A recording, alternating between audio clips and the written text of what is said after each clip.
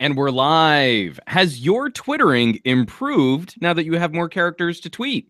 Apple's Face ID facing more sibling quirks. The Sprint T-Mobile merger is off the table, not off the tail. A Harry Potter AR game is coming next year, and Apple is back in the security spotlight as the FBI struggles to unlock the Texas shooter's iPhone. Plus, we've got a special guest this week, Ms. Laura Fagan, joining the show to share her thoughts on all the mobile news that's fit to print. We've got a lot to talk about, so make sure you're charged and ready for episode 278 of the Pocketnow Weekly. Recorded November 10th at noon Pacific. I couldn't see my calendar. This weekly podcast is where we dissect and discuss those gadgets that make your lives mobile. Smartphones, tablets, and wearables. It's all the stuff you wished existed when you were a kid, and Twittering was just a thing Disney characters did when they were smitten with each other.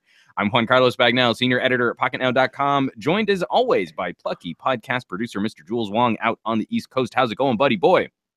It's very cold out here. I don't know why this has changed so much. Like, it's not winter. Mother Nature. Oh, I know. It's like 68 degrees in Southern California right now. I might have to wear a hoodie today. It's absolutely yikes, man. Terrible. Yeah, that's really terrible. I feel really sorry for you. You should. I mean, Californians, we're not used to this kind of inclement weather. Speaking of inclement weather, I'm going to do a tribute with Liam Gallagher. Into the scissors. Great. So what you guys missed pre-show and why we're running 5 minutes late this week is we had this massive burnout. All three of us had problems with Hangouts that we had to sort, and we had to adjust settings, and my microphone wasn't working. And as you can see, unfortunately, Laura does not have a lower third because I believe it's Andrew Wallace's fault.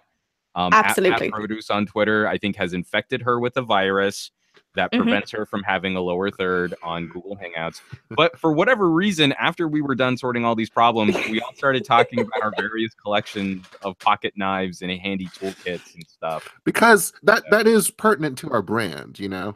Oh, it is. Yeah, absolutely. It is very much on topic. I will throw out the plug for the Kelvin.36, which is a hammer. And it's like a socket set, and it's got a flashlight, and it looks like it came out of the movie Gremlins. And when you really want to be and a tape measure. I always forget the tape measure. And when you really want to be intimidating, it's got like a flip action for your screwdriver because pulling it out like. Why haven't you put out a review for that? Like, I should actually do a full like the long-term review of the Kelvin 36. You should also just see what tech you can disassemble with it and put it on that scale. See, and actually, I bet I could get pretty far because it does have an attachment for like sort of a razor blade on it. This podcast not sponsored by the Kelvin.36. We haven't even properly introduced Laura yet. Let's do that. How about that? So, a friend of the podcast, a contributor online, and an author in her own right, producing her own tech commentary on YouTube at Ms. Laura Fagan. Thank you for joining this week's episode of the Pocketnow Weekly. And thank you very much for having me. Greetings from 8 p.m. Irish time. And to be fair, boys, it is close to 0 degrees Celsius here. So from what I can understand, metric-wise, it's sounding quite toasty over your side of the world. Yeah, a warm 3 degrees. Oh, no. I was saying 68 degrees Celsius in California. Oh, yeah. So you haven't That's where the Latina flag. I'm sorry. So North American of me. I do apologize. Well, from now on, I believe that we should just move on to Kelvin, and yes, we'll go through that. Yeah, no, absolutely. Good, definitely. Yes, yeah. You saying absolutely was funnier. I'm not even going to try anymore because this podcast will not be. This is a lull, and which makes it more enjoyable in one sense, but it's also kind of we're all just burnt out. It's been a really slow. It's been a long week. It's been a long week. Just it rough has been a long week. So, if you want to vent with us, if you want to hate and love and just give supportive back pats, reach arounds, whatever. Wow. You can do that by going onto Twitter. Wow. Hi. Well, that can be specifically for Jules for the latter bit. Yeah, I think. You know what? I'm going to opt out of that part of the commentary too. Yeah, we'll take comforting back pats, right? We'll stick to comforting back pats. Or Laura, I don't know about you, but maybe just like a professional handshake with eye contact. How about that? Why don't we just Yeah. start? Hashtag Yeah. Pocket Weekly. I really like where this is headed already, and I do apologize to our sponsors. And weekly. So we already have a couple people tweeting in with the hashtag PN Weekly. One, Andrew Wallace apologizes profusely for infecting you with the missing lower third disease. Peter Hayton is already jumping on Andrew's case for infecting you with the missing lower third disease. And Peter Hayton already has some choice words for the Twitter story that we're going to be talking about later. So already some really fun conversations striking up now for the live broadcast. If you're joining us after the fact, you can still send us a traditional, slower. I mean, like I love that we used to call it like snail mail because now it feels like email is that kind of slower communique, but. Yeah. It takes so long to get through the POP3 servers. Like it's just crazy. That's true. And what's the email address, Jules, that they might want to send it's podcast@pocketnow.com. Is that the email address? I think it's like information. I think it's podcast at pocketnow.com. We'll go with that. Or something like that. We'll go with what I said, and we are going to be doing a listener mailbag at the end of the month, so make sure you get those sent in. We're going to be having some. We've already got a couple choice emails picked out already, and we will be covering your questions later. But we do have some stories to jump into this news from the week. Jules, you want to jump in on this first one? The fun poking a stick at the iPhone 10 and the new Face ID. Yeah, story. we got a ton of news that we're going to talk about in the 2 segments. So let's just go through what just went on in order, because we can just laze around and talk about this. So Face ID, it's the new hot thing that you're looking at if you have an iPhone X, iPhone 10. We're not going to get used to it. Shut up, Apple.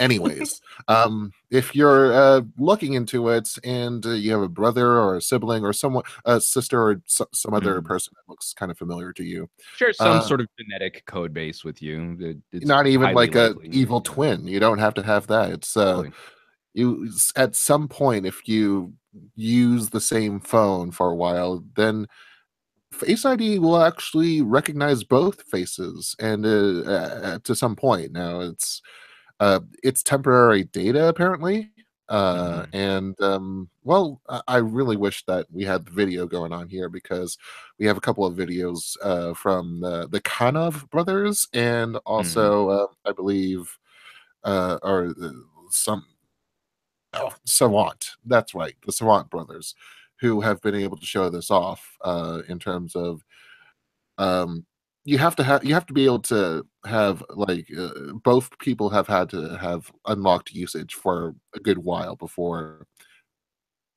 both faces. It's not like it logs both faces permanently, it's just temporary. This apparently is more of a control, so that if your face gets misaligned in any way, if maybe I mean, we've heard of acid attacks from people who have been. I don't know that's why the feature's designed, Jules. I don't think. I mean, yes, we have heard of acid attacks. I don't think that's what Cupertino's focus was for Face ID for this system. So, okay, first of all, let's just jump in real quick. I think we're all tired of the Face ID twin test videos. We've seen varying outcomes to these tests. I think Mashable was one of the first out of the gate with their twin test, where in the video, they show someone training one twin with the phone. Then they obnoxiously have the twins like change seats, not just pass the phone back and forth, but like, I'm going to sit in the chair that you were sitting in now, for no good reason, just for the dramatics of doing this test. And then the other twin is able to unlock the phone. They're able to do it with glasses on, glasses off. And this is part of the commentary that I think Apple made a point of addressing, where if you have family members that look like you, then it's highly likely that the Face ID isn't going to be as secure as you know, a random stranger picks up your phone and isn't able to unlock it because they don't look anything like you.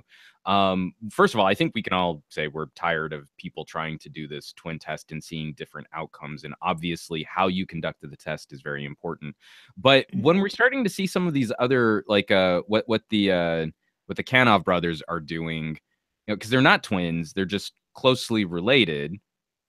That's where, we do want to start talking about the system that Apple uses to learn your face, and hopefully that's a system that's being improved over time.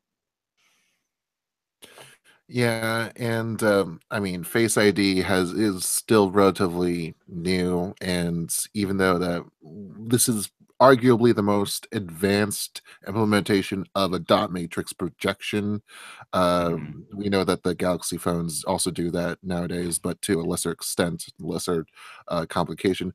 Laura, I was wondering what sort of experience you've had in terms of being able to interact with this kind of thing and perhaps manipulating it to Yes, various Laura, please results. tell me, what phones have you hacked, and what kind of information have you gotten out of them? So here is my pirating history from Do you have my from 2009 all the way through. PAA on the line too, and you just keep vamping, and I'll get them on the Yeah. Well, I suppose I don't have any direct. I'm currently a proud owner of a Note myself. So when it comes to iris scanning and all that, I have found more misses than hits in terms of that. So I don't actually use it as my primary source of unlocking. But funnily enough, I do come from a very genetically inclined family. I have 3 sets of sisters who are cousins either side, who all look pretty much identical to each other, and they all use iPhones.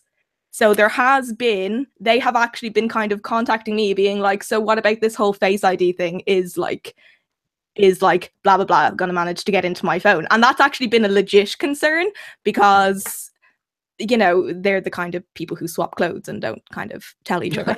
So there is a legit concern amongst them, being like, I don't want you, I love you, but don't want you near my phone. I mean, don't get an iPhone 10 for all of them, I guess. Well, that's pretty much what I've been saying. I'm like, wait and I know there are see. big concerns over like Touch ID, because supposedly Face ID is supposed to be more secure than Touch ID. By a factor of 200 or 20 or something. I don't know. 20. Yeah, I mean, I think they said it was, well, according to Apple, I think Touch ID is supposed to be secured 1 to 50,000 in the population, and Face ID is supposed to be secure 1 to 1 million in the population. Major disclaimer: unless you've got family members that look like you, then that rate drops significantly, apparently.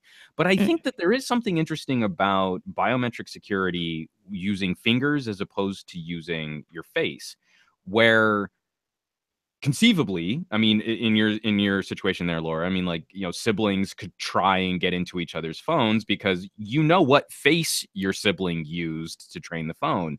You don't necessarily always know what finger someone used to train the phone. So even identical twins, even assuming identical twins had identical fingerprints, they could be using different fingers to lock their phones down. And that's actually one added piece of security that you don't have with your face. Which is a very weird thing to say, really, if you think about it. Laura, if I were to try and hack your phone with a face unlock, I'm pretty sure I know what face you've used to train your phone. Where the dots have aligned, basically. And speaking of that Note 8, do you still have the case that oh boy. Yep, I do. It's in the plastic wrap. Will I share our fun story about going to the Samsung? Please go ahead. We need all the anecdotes we can to fill out however long this podcast is. If we can be slightly have lined up with the excellent guest we have. Oh yeah, no, yes, please. Yeah, I'm not filler, honestly. No. So myself and Mark, who is my husband, we went on honeymoon, and obviously because I'm a bit mental, I decided that I was going to go to New York to see Jules for the first leg. Why would you do That's Yeah, that's I not a know. good idea. I know, that's mental. So I think we were due to meet Jaime at the Samsung store, but he got a little bit delayed. So we decided to go in ahead and we found that there was a create your own case booth.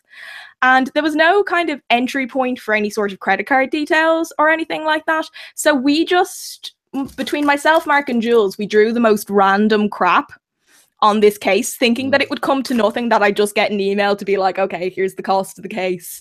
And myself, Mark, and Jules went to sit down, and then suddenly there was just this guy calling my name, and like the three of us were just like, should we let her? Should we even acknowledge that we're here? Because like a couple of VR things broke, and we were kind of certain that we were gonna get kicked out at this point.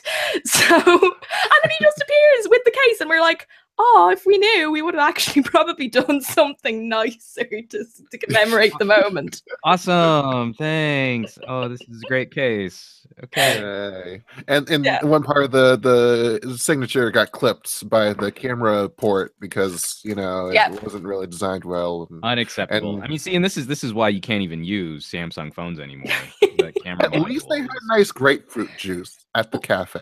Well, I'm glad to hear that. I will definitely buy $1,000 phone for.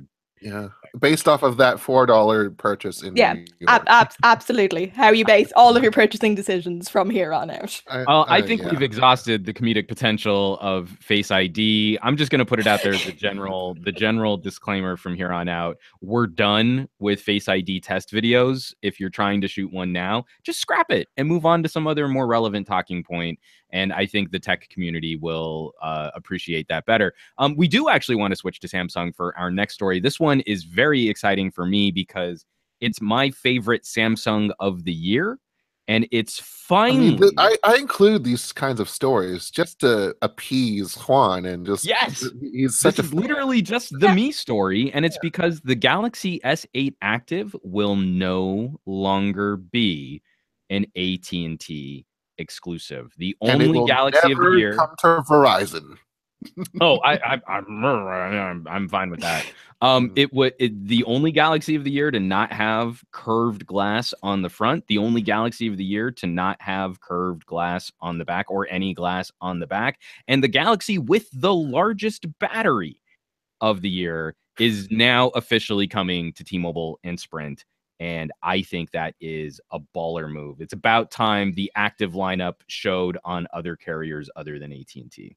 Yeah, it's a great thing, especially when AT&T has had that exclusive for year on year, and every so often we got a little hint of a Galaxy Active like. We got that with the Sport. Yeah, the Sprint had the Galaxy Sport or something like that. Yeah. Galaxy S5 Active Sports from 2014, and now we can just go full measure. Of course, it's kind of a shame that this is the year that it had to happen because of the Note 8 and how close those things were together with the launch at AT&T.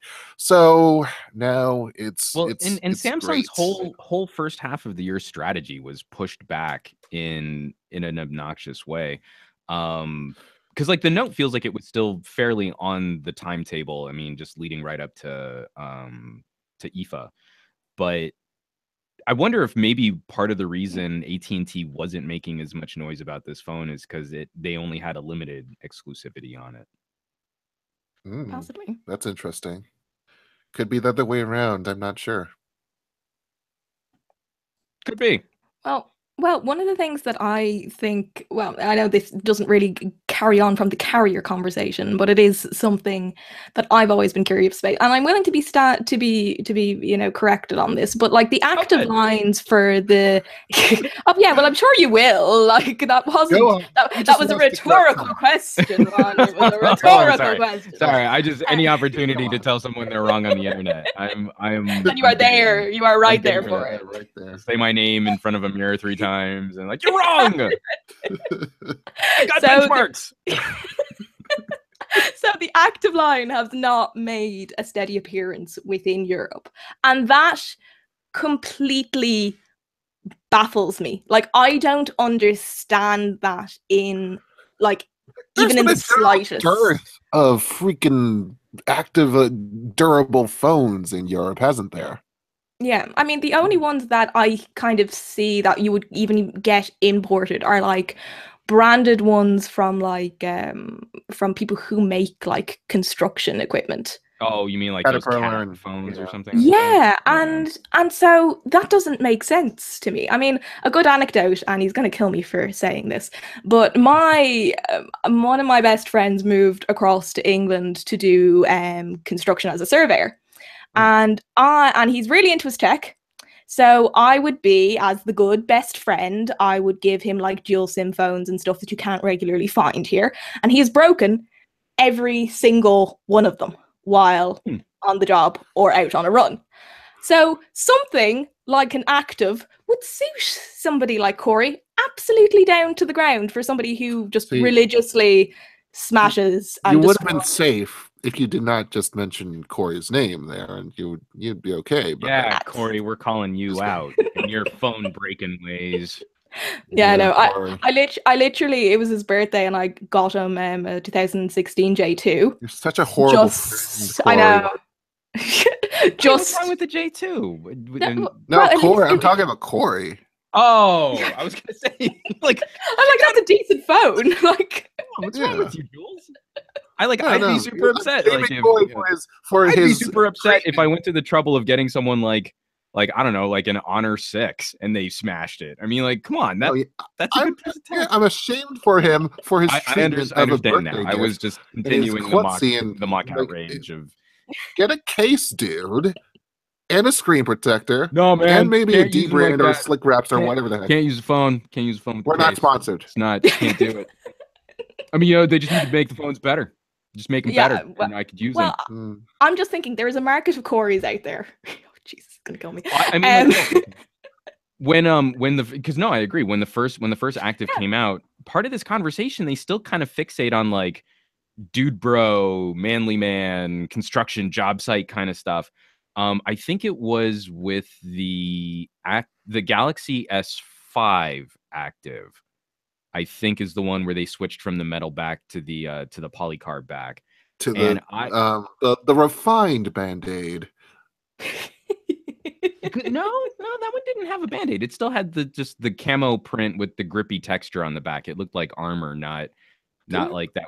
I thought it was like the shiny metal thing and not the polycarbonate of the regular S5. No, because the S4 had a metal back, and the S5 just went to the hard plastic back. It was still a removable battery, which that was a mistake. But I think it was just the same back that they used for the S6 Active too. Sorry, deep in the weeds. You guys don't care about this. But when the S5 Active came out, that was like one of the first S8 phones. Active then. Like that's the thing now. No, that was one of the first phones you should that make them care. I sold so many of those to family and friends for parents. It's like the first time you pick up a phone, it was one of the first times I think anyone had seen a phone that you could, it looked kind of like a chunky Galaxy. It looked like a Galaxy in a case. The back fit together much better than the metal back, which would pop open really easily. And, I'm at an event with family and friends, and a kid like handles my phone, and then I just take it over to a sink and I wash it. And that was like revolutionary. Like no one had ever seen. But you know what the crummy things was? I remember when I was sent out to the S7 Active briefing from AT&T, and they were kind of it was one of the promotion they were starting to promote as kind of they didn't have an S6 Active, which people were kind of bummed about. So I have the S6 Active; it's right there. Or in fact, I think the S6 Active is the one that looks the best because it came in the blue camo print. I'm a connoisseur of Galaxy Active. The blue camo S6 Active. No, you guys talk. I'm gonna go get it. It's on the shelf. Okay, go ahead, bam. I'll be right back. The S7 Active was they were promoting the finishes on that, and it wasn't just like the camo and stuff. They also had a golden one, and they were starting to talk to promote it to moms.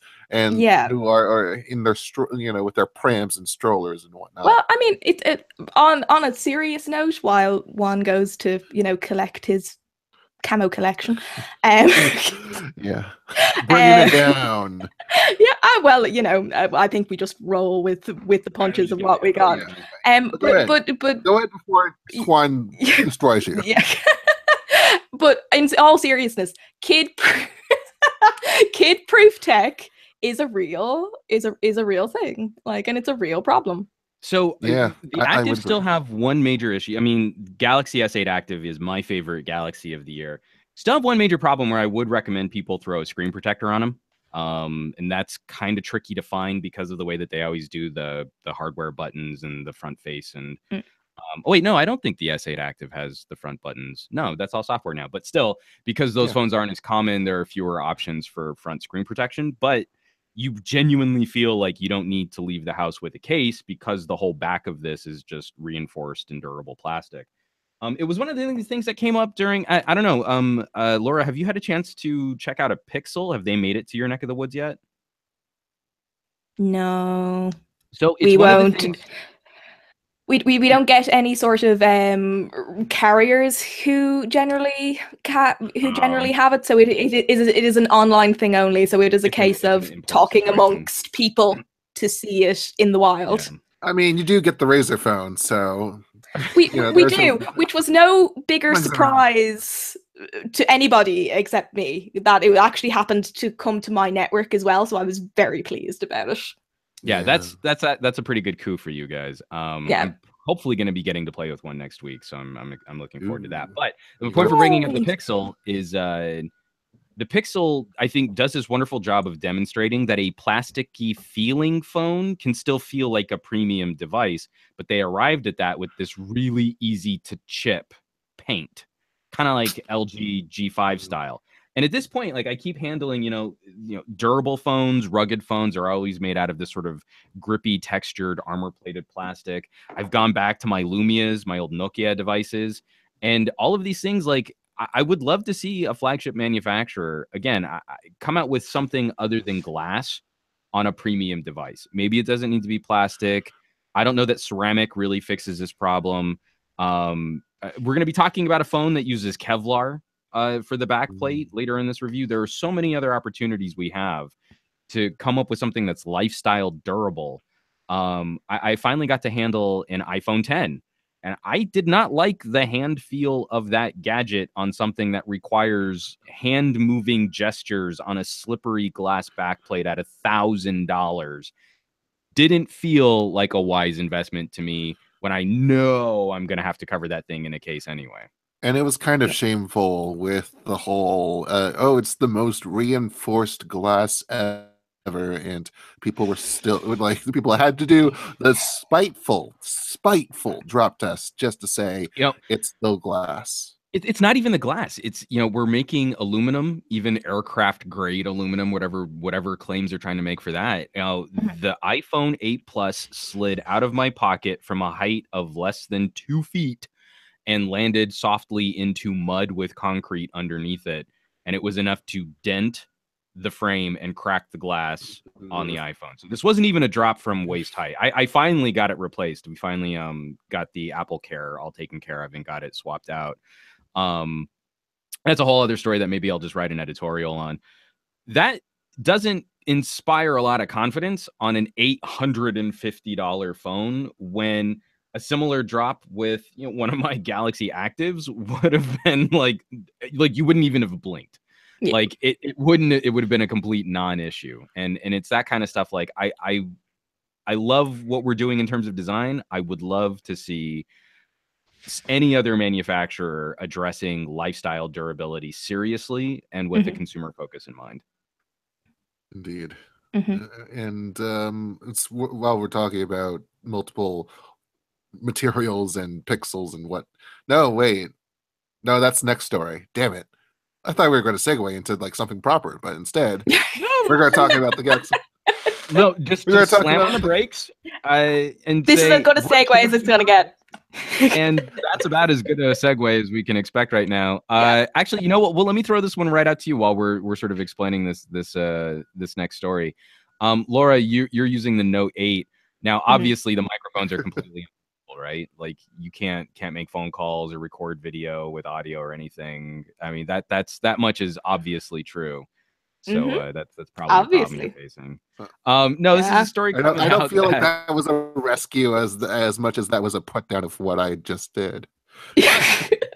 Not overtly. And moving right along too. So lots of people, like this issue has been coming along since the end of September at the earliest, which has been, some people have not been able to make calls, some people have not been able to talk, their microphones aren't picking up, people are saying that they can't hear them, and it's because like, unless they're on speakerphone, which uses multiple mics, I believe, but that main receive, well, not receiver, but the microphone that you use to talk with is not working, and it took a little while. Started to wonder, and then it actually worked, because the way that you fix this problem for some people Is just how is you would fix a Nintendo. yeah, Nintendo 64, which I still have somewhere lying around here. Those lovely old game cartridges. You blow into the gap. You blow into the USB-C port, microphone port, and suddenly it gets fixed. Now, all joking aside, Laura, you've been using your Note 8 for a little while. I mean, have you faced anything like that? No, My Note no. 8 is no longer a daily driver for me. So I can't. Touch wood. No, I have not had any issues with phone calls and the like. So yeah, it's interesting because we yeah. do have this Note. So we're talking about a device that's got an IP68 water and dust resistance rating, ingress protection. But there is still something to be said. Like, a microphone works by having some kind of hole in the device that vibrations of sound can interact with a membrane designed to capture those vibrations. And so I don't know that you can create an ingress protection rating that properly addresses the fact that, lint can get into dust. Other material can get into that, because Oh, I'm sorry, Jules, because I was just going to say, we wouldn't expect you to take your Note 8 for a swim, pull it out of the water, and instantly be able to use the charging port or one of the microphones, because we understand water is going to get into that hole, and we need to let that kind of drain out before you can use something like a mic. Well, before you go completely nuts on the whole dust issue, because apparently some people have had some software triggers too, like turning off the microphone privileges for the Google app. So it's not exactly clear what's going on, but to say at the very least that if blowing on the microphone port is a solution, a bodge to this, then I don't know. I mean, Laura, because when we send over these stories to you, I'm getting the sense that this is probably a couple different problems with a couple different phones. I don't know that I'm seeing anything here that makes me think that there is one consistent issue with voice activation software or with microphone blockage that I think people need to be overly concerned with.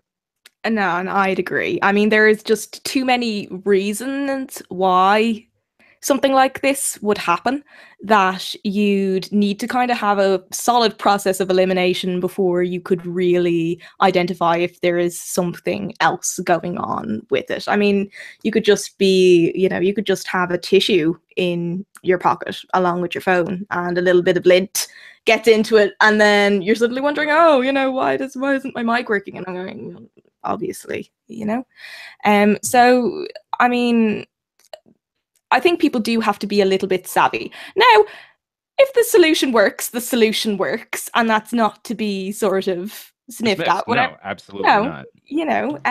But I do think that, as always, good common sense should be applied to little think things Samsung like this. should take a look at some of these issues and make some acknowledgement of this, because the reports keep coming in onto these threads in both Samsung as community forums and as well as the usual Reddit, Twitter, those sorts of places. So there's. I'm completely in agreement with you there. Now, that is one of the situations that I think a number of companies have performed fairly poorly over the last year or two, and that's, you have a fan base you have a base in your community, I should say, not a fan base. You've got a group of people in your community of consumers who are voicing concerns over potential issues, and this seems to be the year of companies staying really quiet about problems until they are either echo chambered to extraordinary levels on the internet, or until we see like a fairly catastrophic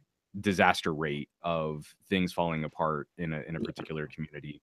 Samsung last year had some major issues with the Note, and I feel like any kind of negative press surrounding that name of phone for Samsung should be dealt with extreme prejudice. Not left to people sort of speculating in forums or in Reddit posts or something like that. So I completely agree with you there, Jules. It's just this is one of the other concerns I've got, where the people who are most apt to be discussing their phones right now seem to be mostly on the train of, I had this problem with my phone, and this is the signal that's getting amplified above anything else. And it's really hard, I think, for people who might also be having a similar problem or are concerned about issues to weed through internet echo chambers to get to good information on what might be going on. But that's exactly why this conversation needs to happen top down. You shouldn't be relying on internet forums for your first wave of support. And it is kind of disturbing, because I think we've all dealt with this, where in our circle of family or friends and other people that are joining conversations we're in online, where someone's like, oh yeah, hey, have you heard about this problem with my phone? My phone has this problem. And then I'll ask them, well, did you reach out to the manufacturer? And they said, no. Like, that is super common. It's more common than it should be in this age. And I think people have just been programmed to, I go to the internet to complain, and people either mirror or argue with my complaints. And somewhere like step 37 in my diagnostic process is contact manufacturer, when maybe that should be more like step 5 or step 6, not like way at the bottom of your list. I think it just goes to show that the overall communication system is broken there. If you're first, because obviously these people, and I'm lumping myself in this, most of us, when we have an issue with our phones, we want it fixed, sharpish. We want it we want to fix immediately. So most of the time, going and Googling what might be the issue is the quickest way of resolving it, rather than trying to find a number for your local, manufacturer, customer service, waiting in the call line, then being put on hold, and then having to go through all that when a 5-minute Google could do the same. And I can also imagine from a customer perspective, it's also quite frustrating to finally get to the end of that chain, be talking to somebody, and the person on the other end of the line is also just Googling what you're Googling as well. I know for a fact, at least for here, the process of fixing a phone here that is broken, even if it is within your warranty, we're not automatically allowed a swap out. It has to be sent away for testing, and that can take weeks. So equally, they're not making this process easy enough for people to actually get the resources out there. And also on the Note line, that's something that I want to touch back on what you said earlier. I mean, I think there is a bit of hesitancy on Samsung's part to even utter that there might be an issue with anything to do with the Note, because it's sold so well.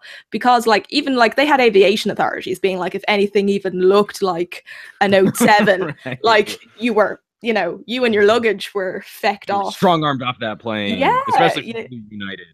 Yeah. Right. So I mean, but that's another real PR disaster. And so maybe they're trying to fight their battles on this. I'm not defending it, right? Oh, no. And I agree. This is where I disagree with Samsung staying quiet. Not that I disagree with you. I completely agree with you. They are very likely to be trying to keep any potential noise under the radar as best they can. But this is also why a simple statement from them saying, hey, if you're having problems with voice-activated Bixby or Google Assistant, that's one consideration. And if you're having problems with microphones in phone calls, that's a different symptom of potentially a different problem. And we're here to address those concerns for everybody in this community. Please reach out, use this customer service number or this email address, and we'll try and get it sorted. And then Samsung's made an official statement. They've addressed individual problems, which are all kind of being lumped into the same conversation. And it's a non-issue. People get on with their lives. Oh, I heard the Note 8 had this thing. Oh, no. Samsung's dealing with that. That was one person's mic. And you get on with your life. I think it actually starts to add up and look worse than it might really be if you slow play it or you try and keep that story under the radar, because then a Yeah. bunch of people are just commenting in this thread and that thread starts to balloon. Well, to be fair to the Absolutely. Note 8 line and rather damning of Samsung in general, this issue actually also affects S8s as well. S8. So, See, I mean, and this is like the first I've been hearing. I've got the S8 Plus and the Note 8, but after the initial review burst, they're not phones that I turn to for my daily driver as often. So I should maybe pull my Note 8 back out for a while and see I mean, they're if I can pretty get damn it to replicate popular any. high end.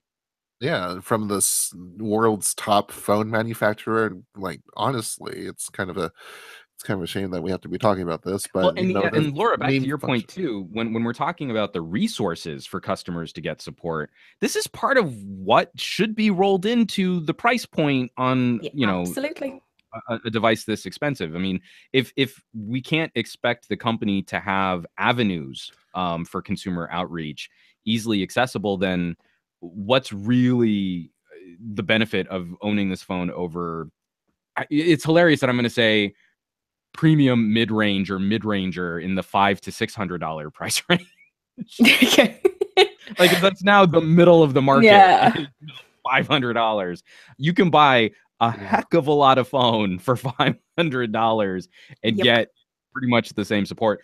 Speaking of support issues, problems people might be looking at, I want to shift gears into our next story where, again, this has been not the smoothest launch, especially in the way that geeks like to dissect devices. The Pixel 2 XL not utilizing the full wattage allowed by the adapter.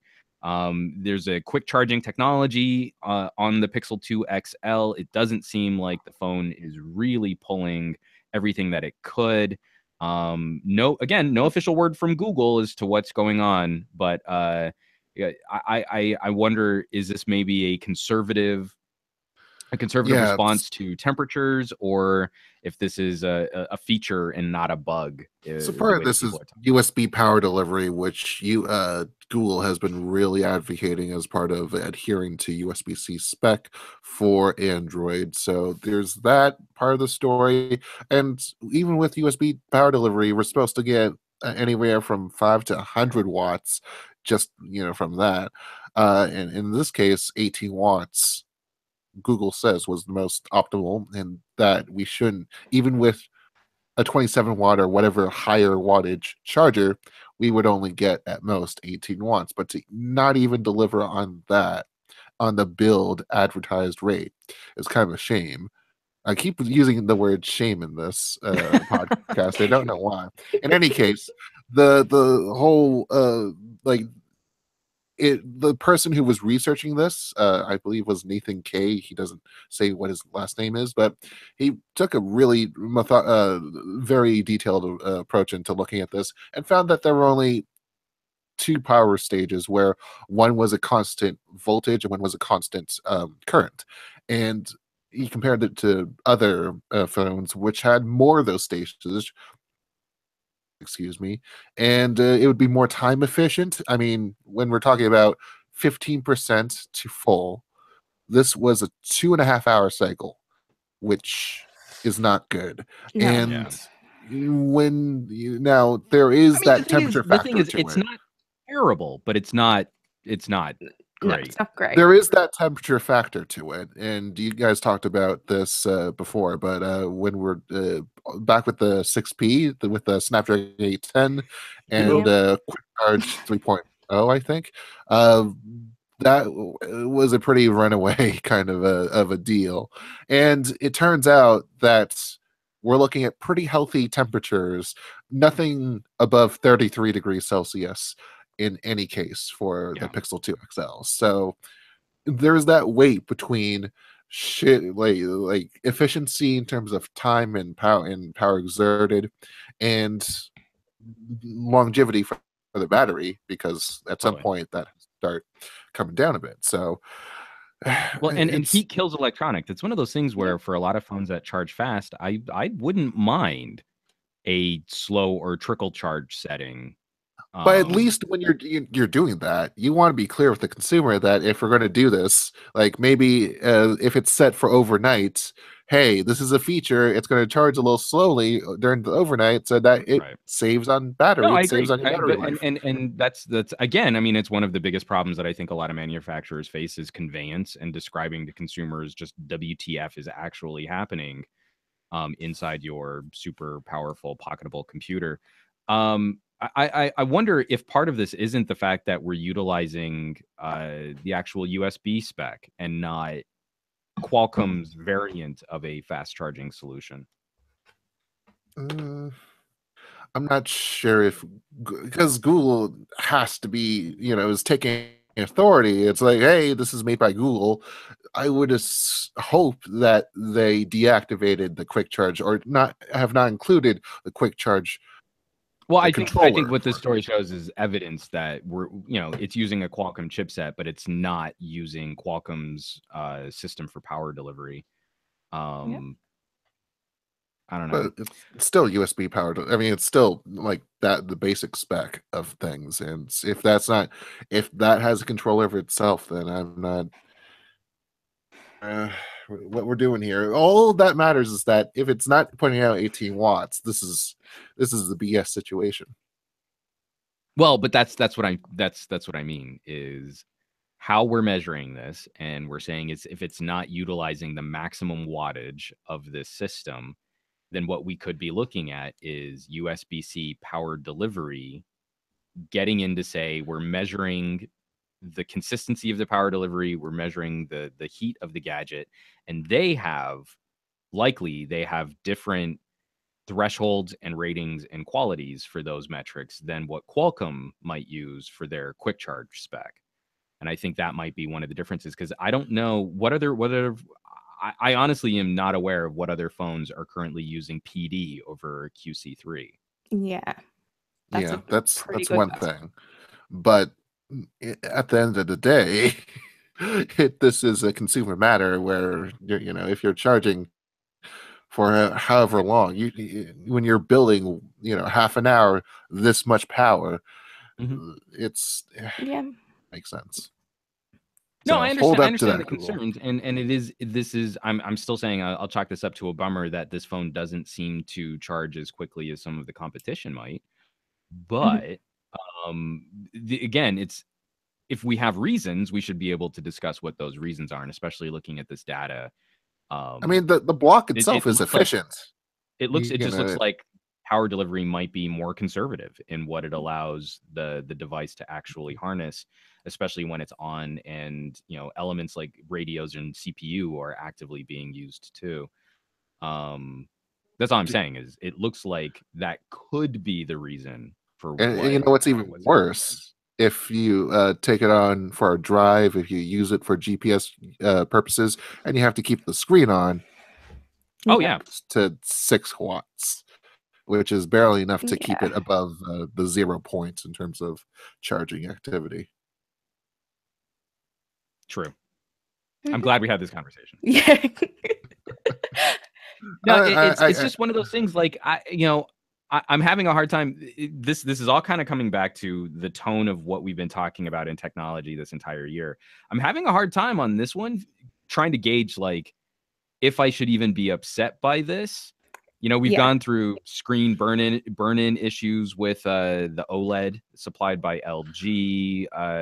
I'm a little concerned about the durability of the coating that Google has selected for the paint. There seems to be inconsistencies in how digital audio is managed through the headphone adapters that Google's supplying between the Pixel 2 and the Pixel 2 XL. And there's a part of me that almost wants to say, like, the battery's not exploding. It's still charging relatively quickly. If it's not the fastest, I'm not too concerned with that. The phone's staying cool while it's being charged.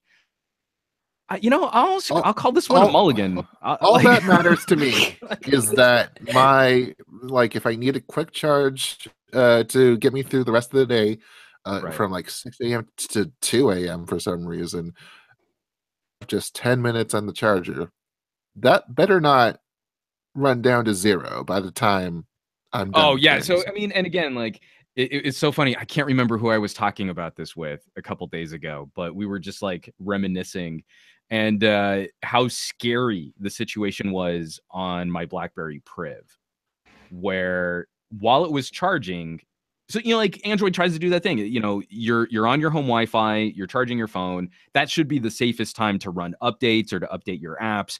And anytime the Wi-Fi radio was engaged on that phone while it was plugged in, it would still drain faster than the phone could charge, while the phone would get screamingly scary hot to the touch. And you're like, again, I'm looking at this Pixel 2 XL going, you know what? It's not that bad. Like I'm a little less worried about whether or not it's charging as fast as it possibly could be rated to charge. When 2 years ago, we had phones that would be like scary hot space heaters in your pocket. I'm almost willing to call this one, like a mulligan for Google. But you know what's going to get hot in your pocket starting next year, right? What's because that, I know you're such a segue like only a mofo. Are you a fanboy of the Galaxy Active series? But you're also a fan of you called this things. I like it. Phone of 2017 because it is objectively the sexiest phone. Objectively, you'd be wrong to object that, and that you would objectively be wrong to object. That's a double negative right there. But it's so long as it gets a positive meaning.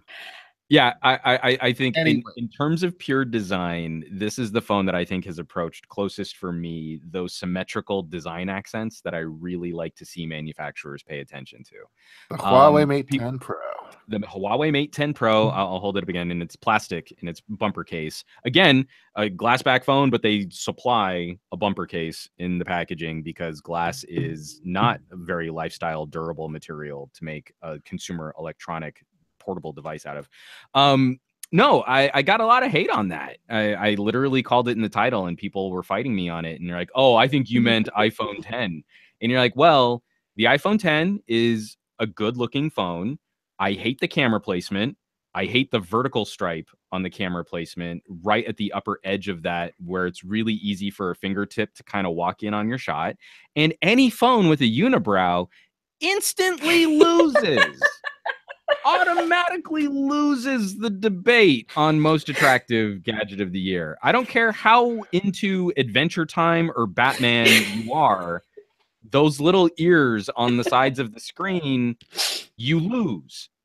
Good day, sir. I said good day.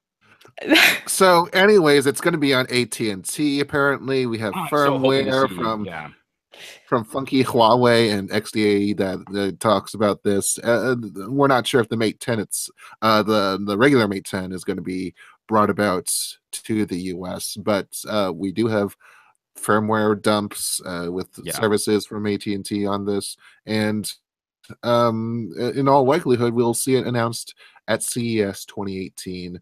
All right, now you talk about the ads because. Well, actually, no, Laura, I was just going to ask first. I mean, so Huawei was a company I was really happy to see lots of general consumers using in Germany.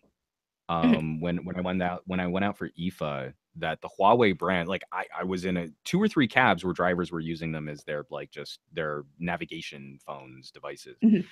Is this a company that's made it to your neck of the woods in any serious way? It's actually really funny that you mention it, because a lot of the startups around in Dublin, most of those kind of in that scene, Huawei's are a big thing because they're seen as being real kind of bang for your buck, both aesthetically and internally.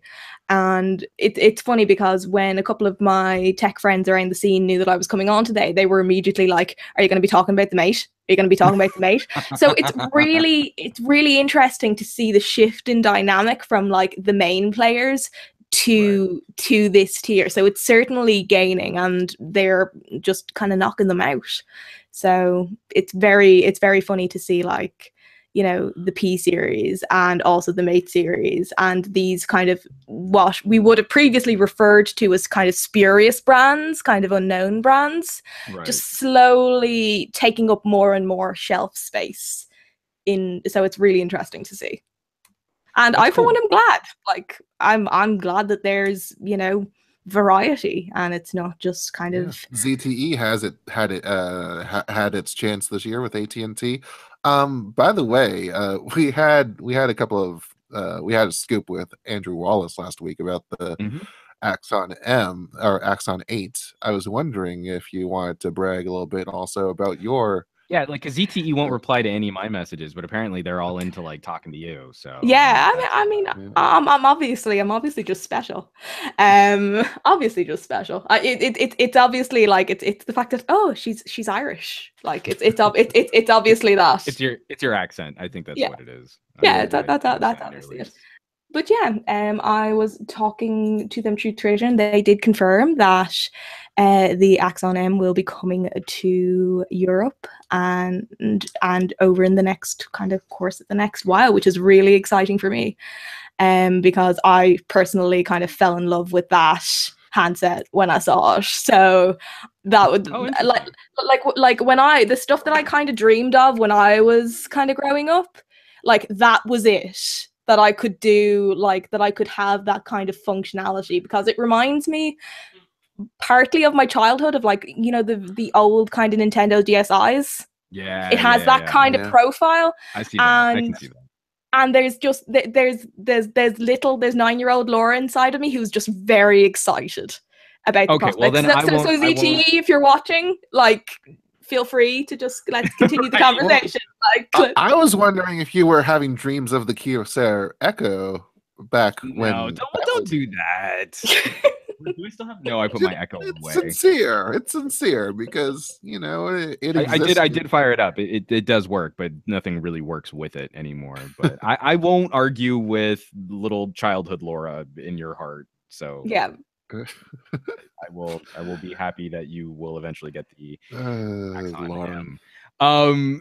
I just to kind of wrap up Huawei as a story here right now. This is exactly the kind of move that I think we've been talking about in certain circles, where it still doesn't mean that I don't hope to see Huawei try and aggressively put more boots on the ground when we see the Honor brand showing up in Targets. But then there's the inconsistency of Honor 8 and to Honor 9 launches, where we had the Honor 8 in North America, then the Honor 9 never really made it here. And now there's talk of an AT&T partnership.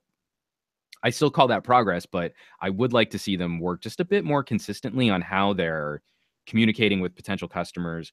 I'd love to see any manufacturer. I really hope any company takes me up on this, just steals this idea from me, because I think it worked really well for Samsung, is to start putting little like pop-up kiosks in shopping centers. You know, like go to a popular mall and put up a stand and say, hey, we've got a really great phone. You should check it out. And just any opportunity for consumers to actually handle these things. It's really difficult putting this phone into someone's hands and them not having some kind of reaction to it, and usually very, very positive. That's exactly the kind of, I think, of outreach that a company, the world's third largest manufacturer of smartphones, should be trying to look at if they're really trying to crack open North America. Is how I feel about that. Yeah, I totally agree. I think particularly, I mean, I come from a slightly more frustrated stance, because we're a very small island in, you know, on the edge of Europe, and we don't get very many opportunities to engage with new tech as it is outside of our carriers. So it's very difficult to import anything because we've got this whole thing with batteries. So I would love to see more things like that kind of go on the road, you know, and for there to be kind of different use cases and different, you know, different ways of exploring tech. That's what I want. I love to explore tech. Well, because we've had these conversations about brands like Essential. You know, when they put up little pop-up, come meet the Essential phones, it was like in San Francisco. Like, that's not the audience of people who you needed to like sell on this phone. I needed to see one of those in like Des Moines. You know, I was thinking of Cedar Rapids. more. I mean, like I was gonna say, set it up at Cedar Point, and I'll fly out to Ohio. Let's do this. I am game. Before we get to our sponsor plug, we do have a number of tweets coming in just on the various stories that we've covered in the first half of our news block here. From Renato Laporte using the PN Weekly hashtag, our phones have pretty much every single detail of our lives, maybe two-factor authentication for some app settings, and PIN plus fingerprint or password plus face unlock should start to become the norm. I think that's actually a pretty good idea. I think on a note, there could be something really compelling about like a fingerprint and an iris scan if you really want to lock that thing down. Yeah. Question from Andrew Wallace, who infected your computer, Laura. He's asking you specifically, is there any kind of strong carrier influence in Ireland, or is the unlocked market really how more people go about buying their phones? Average consumers would mainly stick to carriers. That would be your sort of day-to-day. If you're in any way sort of a tech head, you have to venture across the border. That is just how it works. Gotcha. But keep in mind, like in terms of carriers, we only have 3. So you're quite limited for choice in terms of your options. And 3 as in Hutchison 3 or 3 as in 3 carriers total. 3, okay. 3 major kind of carriers. And but within that kind of a context, that means you're sort of being a little broader. If someone has something specific that they want to shop, it's much more likely to be an import situation. Absolutely. I mean, most of the carriers would stock the same thing. So the iPhone. Yeah. So your choice is limited. Your choice is very limited if you stick to carriers. And if you're in any way interested at all, you know that it is import or bust. So. And let's see, from Peter Hayton. Peter Hayton actually dropped a bunch of tweets, but one of them when we were talking about the active positioning of phones like the active line were always really interesting. Here in the UK, where the Sony Xperia Z line was new, I remember kiosks in shopping malls where they would throw phones into a jug of water because people just didn't believe it was waterproof. Again, I mean, like now water resistance is sort of an expected feature on a high-end handset, but there is still something really interesting about demonstrating that. Yeah. Actually showing people that this stuff works the way it does. Panzer Z doesn't want people to forget, and we were talking about your $1,000 iPhone 10, that the glass replacement is $500 if you crack that thing and you don't have yourself some Apple Care. Yeah, it's like screen repair is like 2 something, in the high 200s, and then all other repairs are 570-ish. Nope. No, thank you. And so we do have a couple others just to wrap this up. Where did I lost it? Oh, and Panzer Z also confirmed the Essential PH1 and the iPhone 10 also use USB power delivery spec, not Qualcomm quick charging or any other type of proprietary charging. Andrew Wallace is to a point, yeah. Andrew Wallace is asking, what do I like better, the glass-backed Mate 10 Pro or the aluminum-backed Mate 9? And Andrew Wallace has the Mate 9, so just for his sake, I'm going to say, obviously, the Mate 9 is way better. And not feel like you're missing out on anything at all. I'm more puzzled at the GIF he attached to the lower third. Andrew Wallace is super GIF. I don't even. He communicates all through hieroglyphics and GIFs now. And then Demir, at this stage. Demir Frank, a phenomenal tech reviewer that you should be following on YouTube at Nimbug, Demir Frank. Juan only thinks the Mate 10 Pro is the sexiest because he hasn't touched the Mate 10 yet, or has he? I'm not sure. I only have the Mate 10 Pro. I've not touched the regular Mate 10 yet. But I don't know that my opinion would change too drastically when it comes to design. Now, if we're talking about feature set and expandable storage and a built-in headphone jack, I would definitely feel different about the features in both phones. But when it comes just to the aesthetics and what we would like praise a company like Samsung or LG for, I really feel Huawei has done the best job this year. Not that these phones are less attractive for the Mate 10 existing, but I think Huawei actually has done the best job of addressing balance and consistency in a symmetrical design. And I'm sure that's probably been carried through on the regular Mate 10 also. It's just I can't comment as to that phone as I've not held one. Yeah. So with that thought bubble, I guess, popped, and a stream of new stories await us. But before that happens, take a few moments to talk about our sponsor today. We absolutely should. And I'm going to just kick over to my script here. They actually wrote a great script for us this week, so I'm just going to read it. How great is probably best. I'm not going to try and ad-lib on this because I feel like ad-libbing has not been our strongest. Is it going to be what with acid in attacks? general or just this podcast? But you know what you don't have to worry about with App River hope is dreams. Jules talking about acid attacks. No, this sponsor is App River. App River. Technology is a great thing because it makes our lives easier. For business owners, the advancement of technology can be a double-edged sword since cyber criminals are using the same technology to cause data breaches as well as creating ransomware and phishing schemes. Fortunately, defending your business with high-tech security solutions doesn't have to be complicated. Thanks to App River. With cloud-based services designed to protect your business from cyber attacks, App River has you covered. Whether you're keeping spam and viruses out of your inbox or shielding your network from both external and internal web threats, App River has proven technology that will keep your business ahead of the cyber curve, all without any additional hardware or software. And they also offer enterprise-grade encryption and Office 365 to keep your business productivity dialed in. And all of this comes with a free, fully functional 30-day trial so you can be sure you're getting the technology your business needs. Plus, all App River services are backed with around-the-clock, phenomenal care customer service from real App River employees who are experts at solving your problems. All right, visit appriver.com/weekly to get started today. That's appriver.com/weekly so that you can get started on your fully functional 30-day free trial. Make sure that you've got your business protected, and we thank AppRiver for supporting the Pocketnow Weekly.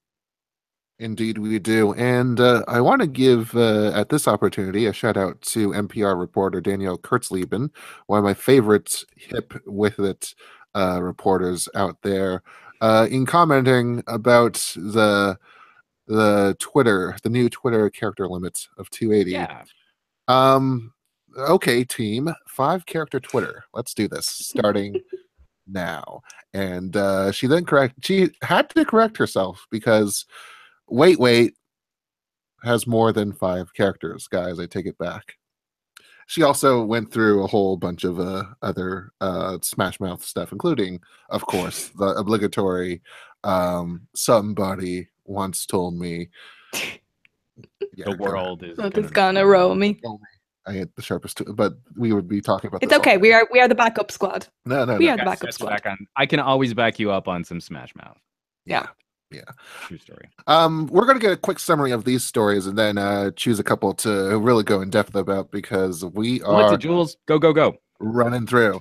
So yeah, Twitter is rolling out to everyone and not just to a select group of people the 280 character limit after several weeks of public testing, and found that only a few, like maybe 2% of tweets ever really go beyond 190 characters.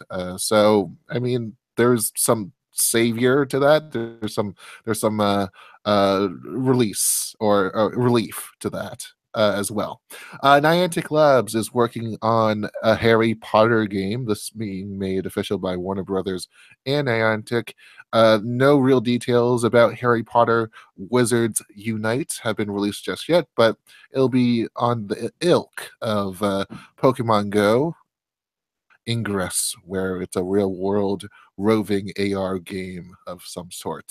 We'll look forward to that in the first quarter, or excuse me, sometime in 2018.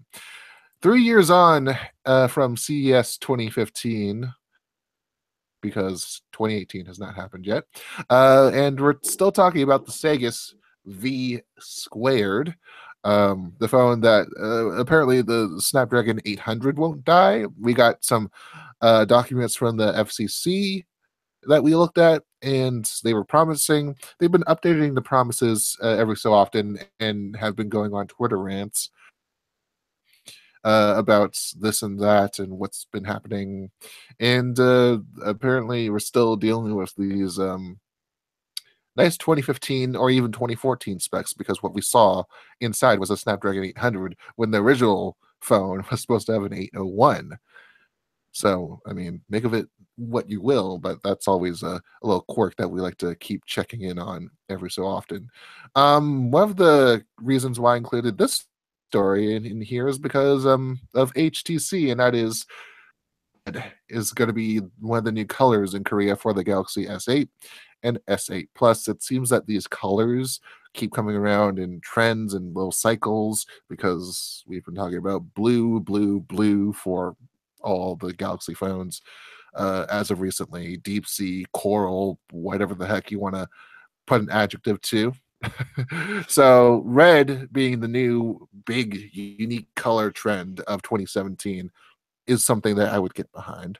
And this serious story here, in which Apple said that they contacted the FBI right after one of its special agents held a press conference on their investigation of a Texas mass shooter who killed 26 people, and apparently they're trying to get into their iPhones. They cannot at this point, hoping to find some motive or some information on that phone. The Washington Post reported that it was an iPhone, and Apple coming with that late response. Now, if it were a Touch ID iPhone, we don't know what model it is as of right now, but if it were Touch ID enabled, that would be more than 48 hours. So they would have to have a passcode. Touch ID would be deactivated. They would have to have a passcode. And this sends us back into the position of having to see what the government wants to take with encryption, and they're going to demand a backdoor, that Apple code in a backdoor for all this, just like we did, just like we had to talk about last year with the San Bernardino shooter. And all that happening. So well, let's save that one, because I want to spend a little time talking about that. Immediately, I think one of the most important stories we have to talk about, since we have Laura on the show, is how you probably feel like you missed out on your Samsung because they didn't get the pretty red one, because that's what girls care about, are like flashy jewel colored phones, right? Wow. That's stereotyping there. No, I mean, mean, right there. But it's not like if it's true, right? So you just, I don't think there would be pulling that card out just as a gag, as a joke, but I don't. But like, I have headphones. They're pretty snazzy. They're cheap, but they're snazzy. So actually, well, like I said, red is a universal color. I'll have you know. It is. But on a more serious note, I was quite jilted about the fact that I didn't get my coral blue, because blue is my favorite color. So, and especially showing them off in public, those are the phones that people react to the most. Like with my Honor 8, I got so many questions from people, like, and like I'd be in line at a grocery store, and people would ask like what case I had on my iPhone, but they were genuinely interested in what this shiny blue thing was. Yeah. I mean, I think it's just because we've sort of grown with this trend of it just being, generic black slabs. So it's quite refreshing. It's quite refreshing that we are getting more options, but I will admit that I am one of the kind of the girl ones who, because I am from Ireland and we don't get these nice, pretty things. Or if we do, we get them about a year and a half too late when you've already bought your handset and there was no bloody way of knowing otherwise. Do I sound annoyed? I don't think I sound annoyed. I don't think I sound annoyed at all. You sound super bitter, but not annoyed, actually. I don't say annoyed. Supercilious git, as they say. I don't know. So actually, one of the things that I wanted to ask you guys is how profoundly have your lives changed now that Twitter has opened up the character count? Because I don't know that like.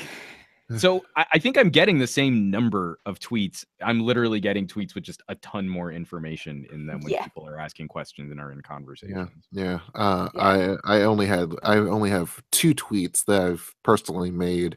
One was lamenting the lack of notification about this whole thing, that you had to find out by looking at the circle instead of the number character count, of character count.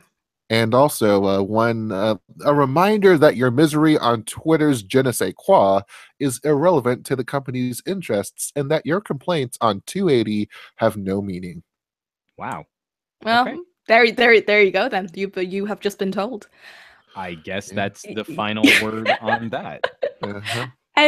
What do you think are the funniest things that you've seen? Because I've seen some Oh. pretty kind of hilarious ones. Like that you can- somebody retweeted a literal game of Connect 4 that two people were playing, and it was the most hilarious thread I've ever seen. I mean, there's always these categories that you can use. Like, oh, you're lamenting the actual 280. You're using this to document something of some absurd measure, or you're just like the whole, make character emoji houses and funny stuff because you have more canvas. I don't know that I've seen anything so like jaw-dropping or hilarious, but I have seen people getting a lot more aggressive with their sort of assy symbol art, drawing like more elaborate stuff per tweet. And so I mean that kind of stuff, I always think that's kind of cool when someone's sort of like expanding on the limitations of a platform. I don't know that 280 characters is really going to change my world much, except like it'll make me have to read through more stuff when someone's me online. But I don't know. I was kind of hoping to see like more. This kind of passed when it was exclusive. It was something people were talking about, like, oh my gosh, I got 280 characters, and that's really exciting. And now that everyone has it, I think aside from the commentary on people talking about now that we have it and then shrugging, it really doesn't seem to have changed much at all in terms of what Twitter is used for or how it's being used for people to have conversations.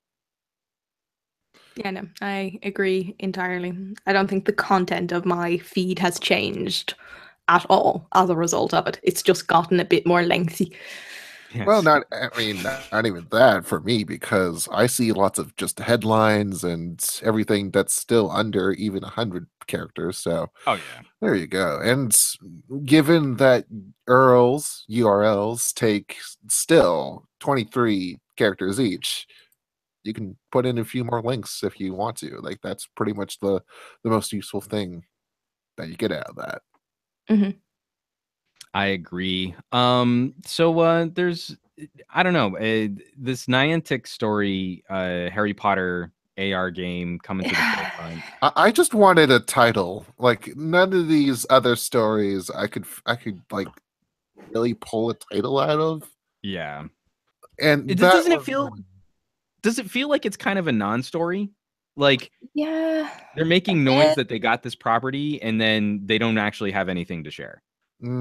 Which is it's a shame. So they're working on this with the WB Studios, Portkey Games, which is their little division now that's set up with that. And I guess lamentation going on because, okay, so it's a new game. What does this mean for us Pokemon Go people? Because that was their big appeal that sent kids flying around roads and jaywalking and all of that, and people were really like up and hip about that. And now some of them are worried. Well, does this mean that Niantic's going to abandon us? Does this mean that servers will be more crowded because arguably a very wide appeal kind of thing going on too with the Harry Potter franchise? So I'm always continuing to wonder if they're biting off more than they could chew. Yeah. Well, yeah, I think a number of people are having concerns there. Laura, were you ever into the Pokemon Go? Yeah, I was. I'm one of those people who is a part of several raid groups in my local area and in town. I'm one of those. So I mean, this more concerns me than it does anything else. I mean, kind of if anybody doesn't know what happened with the whole Niantic kind of World Series when they were releasing their legendaries, like everything crashed and it was a disaster. And I'm not confident that you want to be, you know, making both the Pokemon people mad and like the two kind of core fandoms of Harry Potter and Pokemon. You don't want to be no, that's just a bad time, particularly if they're suddenly going to be competing for space in the same location. Yeah. Like, then you're not going to really know, and then it's just going to be like a load of random strangers walking towards like big groups, and it's just like, oh wait, are you a Pokemon person or are you a Harry Potter one? And like the police are just not gonna know what to do about that if a fight breaks out there. Has the community of Pokemon Go sort of maintained? Because like we saw obviously like a steep drop off in just the sheer quantity of people who were playing that game. But do you still encounter people that like that are still hiking out there for Pokemon Go? Not like it would be a regular occurrence for people to just stop kind of banging the street as they were walking. Because, right, yeah, we saw that too a lot. Like, oh, I've got to get this, you know. And I was guilty of it myself. Yeah, and I was guilty of it myself. But there's less of that now, but more like any of the kind of core groups, at least that I've seen. I mean, the one that we have in our local area is about 20 strong. And in the one in the city, it's over like 200 strong. Nice. For the ones that actually happen in the city. So I think but there's always going to be a core kind of group of fans and people who kind of keep something going regardless, right? But I'm really worried about how this is going to be applied, both as a Harry Potter fan and how it's going to affect me as a Pokemon fan too. I really kind of, I struggle, with my imagination, I struggle to see how this is going to work, because it makes sense in a Pokemon capacity that you go out and collect, you know, Pokemon while you're outside, because that's what you would do if, you know, we actually lived in Kanto. But in Vermilion City. Yeah, but like but Harry Potter is based like around the whole mythology of England, and I'm struggling to kind of see how, like, there are certain landmarks in that, and I'm struggling. Unless maybe the crossover is sort of more of the mythical beasts, you know, sort of additional storytelling world. Possibly. Rowling created too. But then we'd have to get Rhett and Link into that too. So no, but I would be curious to see, like, maybe we will finally get an actual augmented reality dueling platform.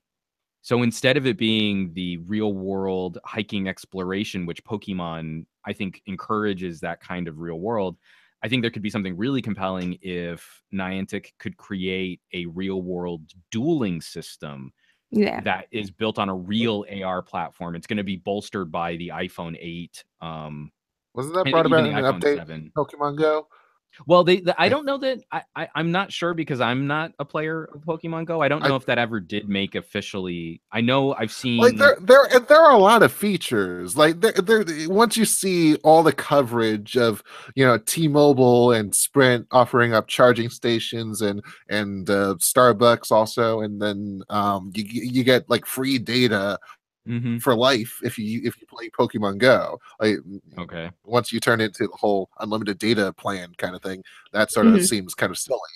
And then just like Android Wear, Panzer Z is talking about waiting for his Android Wear Pokemon Go app, which was promised, and still hasn't come. And there was also like a band that I had that was supposed to have Pokemon Go integration. It's funny to see all that capital inflated. Too. Yeah, and just inflated. You're kind of also worried now that has come to naught, and maybe we're I mean, look at something like Ingress, and I don't think anyone has anything to worry about.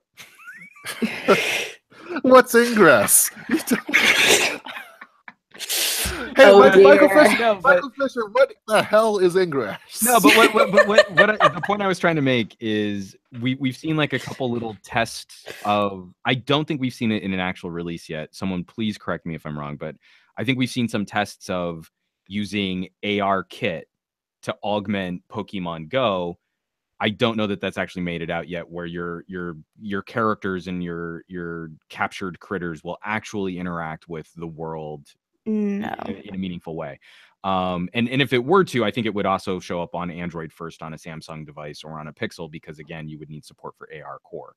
Yeah. That being said, shifting over to something like wizards and duelists and that kind of thing, we could create with ARKit and AR Core a dueling system for people to combat each other directly in real world locations in a way that even Lenovo still requires a lot of additional hardware for their Jedi experience. You know, putting on the headset, having some sort of reference point puck that lights up for the headset to track, the lightsaber that has to interact and be paired with the visor in a very special way. If we could create an experience akin to that looking through a phone screen, and the only purchase someone needs to make to use that is a piece of software and the phone that's already in their pocket, then hopefully that wouldn't overly step on the toes of Pokemon Go. Like, they could continue iterating for Pokemon Go players, creating a totally separate experience for Harry Potter fans. Yeah, and I'm my giving them hope would be much credit. I'm hoping that that's what they do. well, my hope would be that they take the tools that are being out there, that are being offered out there right now, and start incorporating them into their platform, which is still being used. They still that it's going to be the same Niantic kind of thing going on with Yeah. the whole map-based thing and whatnot. And it does. I'm not sure if that, in terms of mini interactions, it could be the same, but if it's just a magical creature collecting game, then I will be first in line to be upset that Niantic is sort of scraping the bottom of the barrel of their ideas. They've never left Google. They should have never left X. I think many people would even just agree that coming out of the trees was a bad idea, but we should never have left the oceans. The last story, obviously, the news that we're kind of getting into those sort of murky political waters where law enforcement is needing to access data on a locked device, and it's causing another round of people to talk about backdoors for encryption on mobile devices and giving law enforcement the keys to access that kind of content. And this is one of those sticky situations because, again, the way that the story is being reported on as the story unfolds, I find it very troubling that a situation happens like the shooting in Texas, and they pick up information. They pick up the equipment that this person used.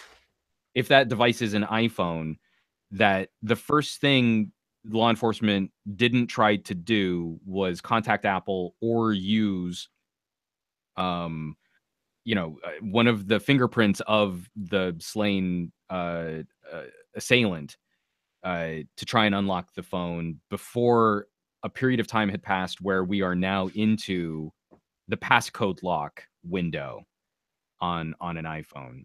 Again, if you regularly unlock your phone, you let the phone sit overnight, you're probably going to have to put in a passcode. You won't be able to use Touch ID to unlock the phone.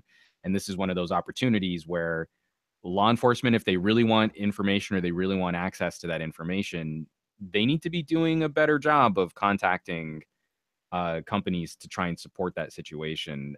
Apple shouldn't be finding out about it from a press conference 2 days after the fact. Exactly. And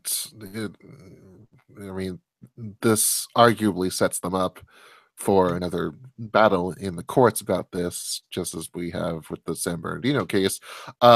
Interesting comments from the Department of Justice's Rod Rosenstein, who's in the interim running the place, Deputy Attorney General.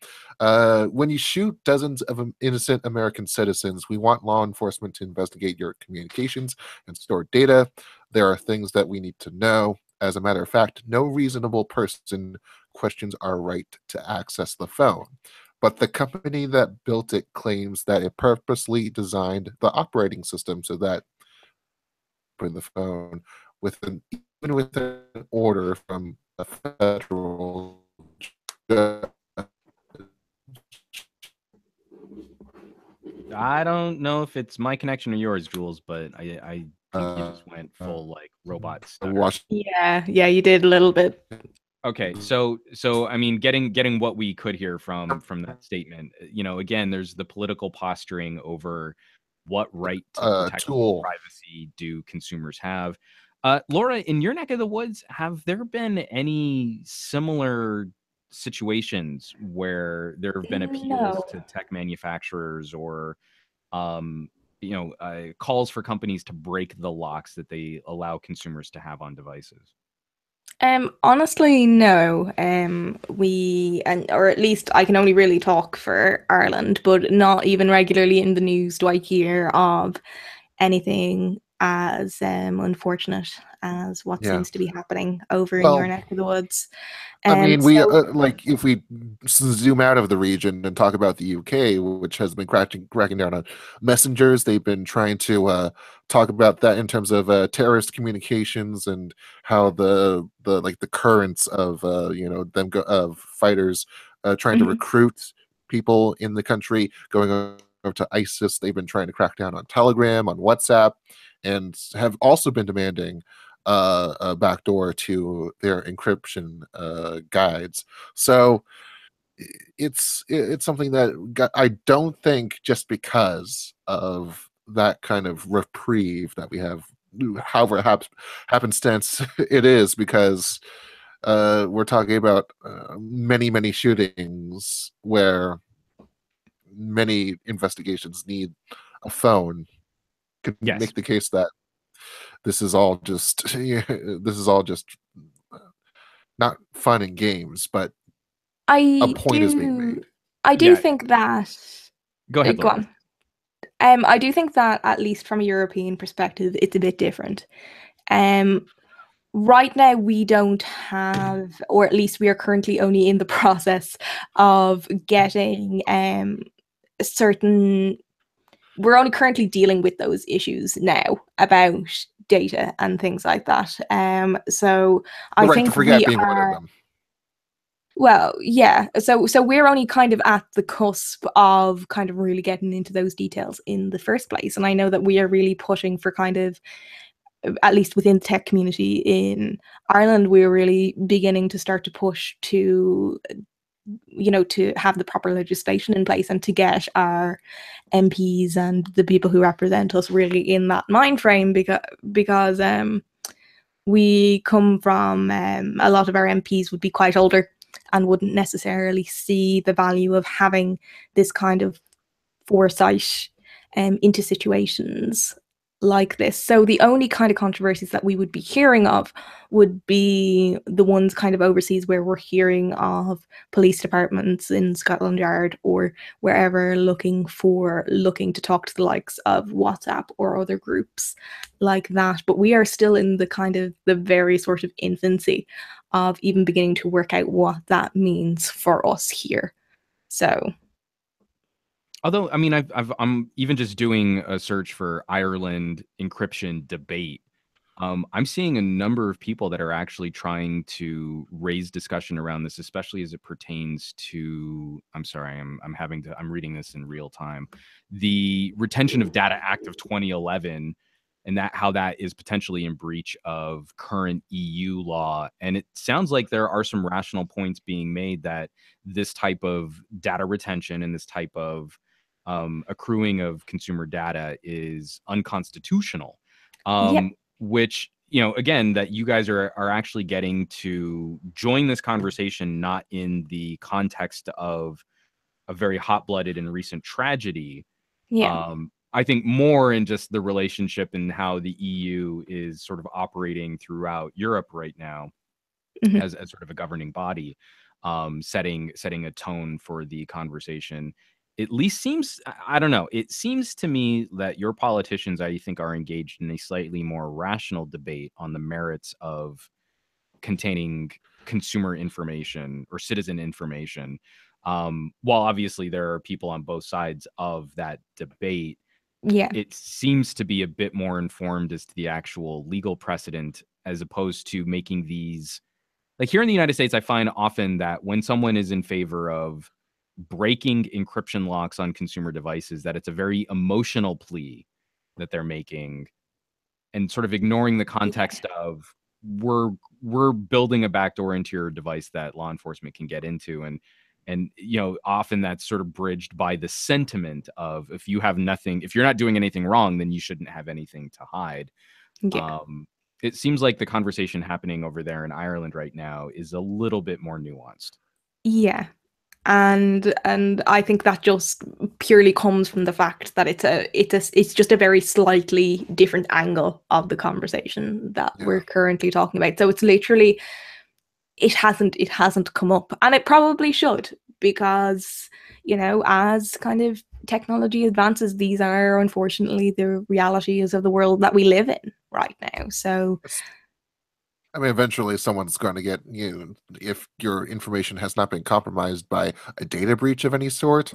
You're wondering about your personal privacy and what you can do to at least protect your own files and transmissions. And that was what was making all of us worry about that crack attack, the Wi-Fi WPA2 issue about.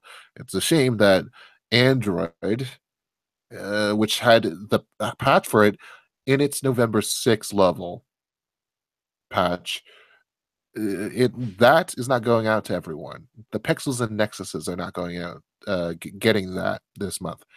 So it's in terms of priority, I think that's all we really talk about in terms of our own bubbles. Right.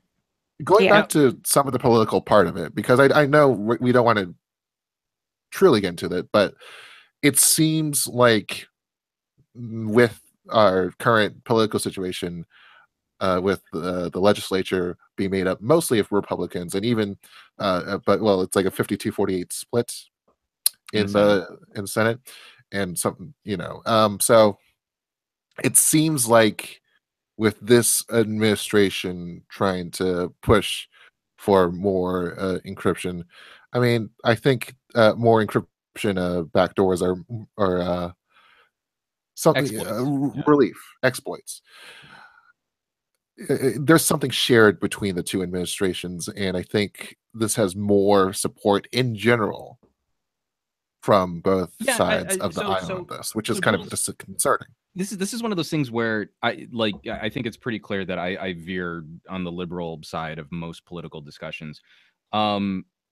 This is one of those situations where a lack of technical knowledge is serving to cloud the conversation on both sides of the political aisle. This is not a situation where I've been overly impressed with liberals' ability to join the conversation in any meaningful fashion.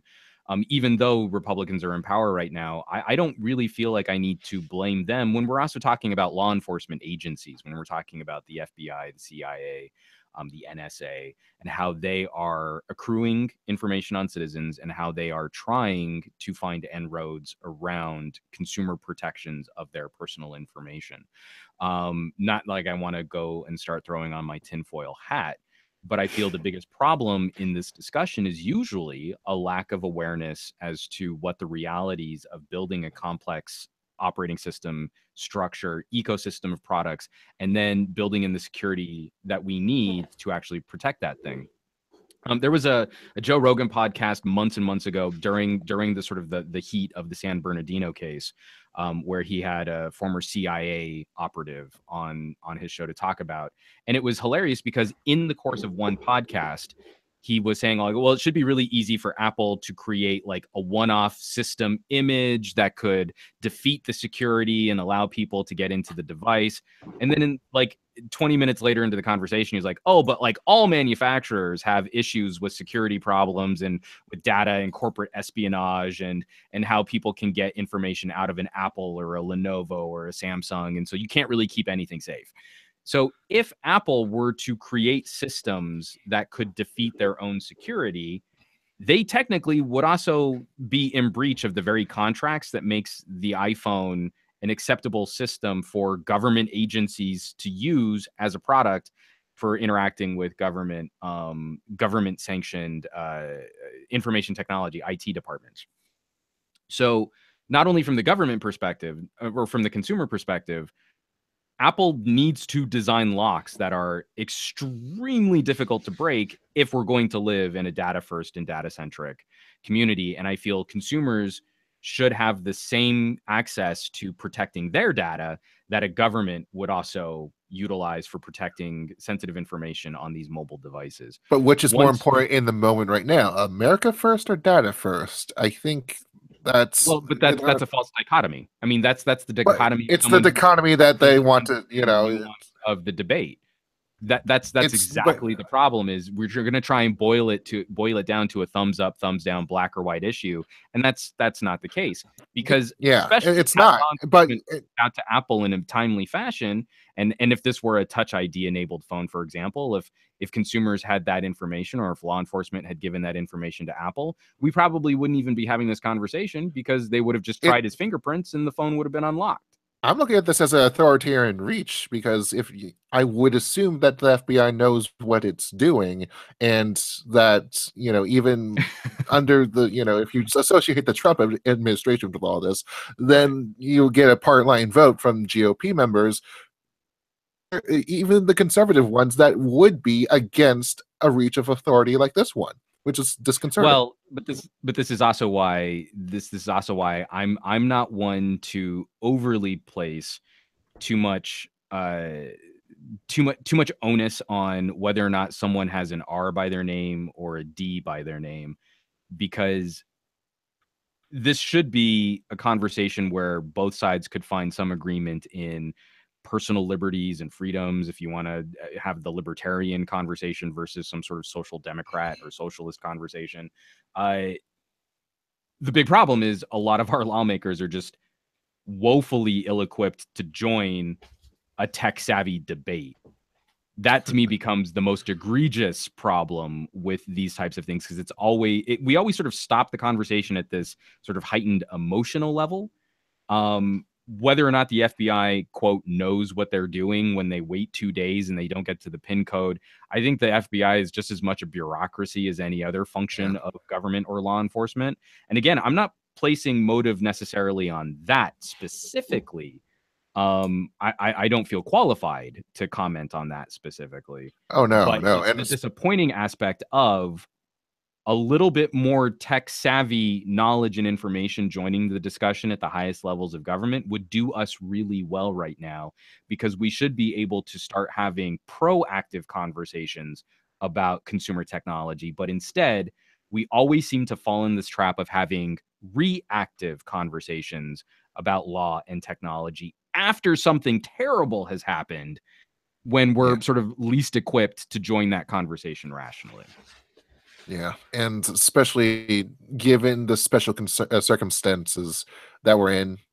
Again, Donald Trump is president, and there are unprecedented moves where that has not been seen in previous administrations before, which has thrown some wrench into the whole works of things. That's true. And I am no fan of the Trump administration, but when it comes to the main worry. No, but when it comes to law enforcement, we've seen just as much technological overreach from law enforcement, regardless of the administration in power. The NSA didn't just start setting up data collection centers on citizenry because a Republican was in the White House. That's been going on for a while. And the San Bernardino case didn't happen under Trump's watch.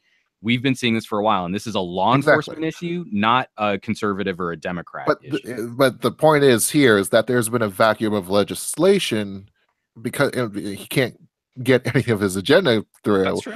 And if they find a point where maybe this is something, in the remote chance that this is something that they can do something on, see a rush to action on this. I agree that is a potential threat. I think the problem is just like anything else, that's a hypothetical that we could discuss. The reality, but we're not really equipped to it right now. Yeah, again, the reality of the situation as it stands right now is, again, I think law enforcement has done a terrible job of addressing the situation.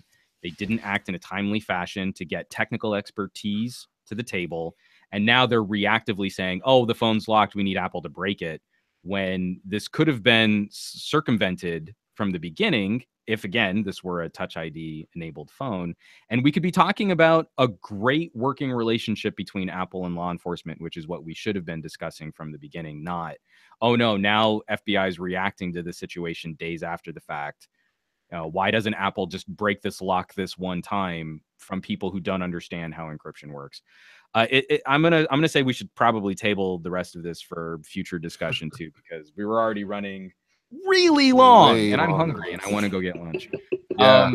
Laura, There was a reason why I wanted to talk about this first, because I want this story to be constrained Jules, by the other stories. it doesn't matter. The show's over. Show's over. The show's over. Why are you going back to talk about how the show? Like, we were king of the non sequiturs in this one. I don't think having shifted the one story up in front of this would have changed the overall runtime of this podcast. Backpack would be good right now. Unfortunately, there were a couple tweets that I wanted to get to. Instead, I'm just going to say thank you everyone who was throwing in comments and stuff, and keep them coming. This is something that hopefully we can readdress when we get to the listener mailbag episode at the end of the month. We can expand on this topic a little bit more, because I know there were a lot of opinions that we couldn't get to. Laura, thank you so much for joining us. This was sort of a rambling podcast, and I think you held it together really well, since the hosts weren't. Well, somebody needed to mediate between you two. That's the only reason why I'm here. Yes, absolutely. And you performed your task exceedingly well. I'm going to go ahead and jump into our end script here, guys. Folks, this episode of the Pocketnow Weekly has come and gone. The show is over, but the conversation continues on Twitter, where Laura is at Ms. Laura Fagan.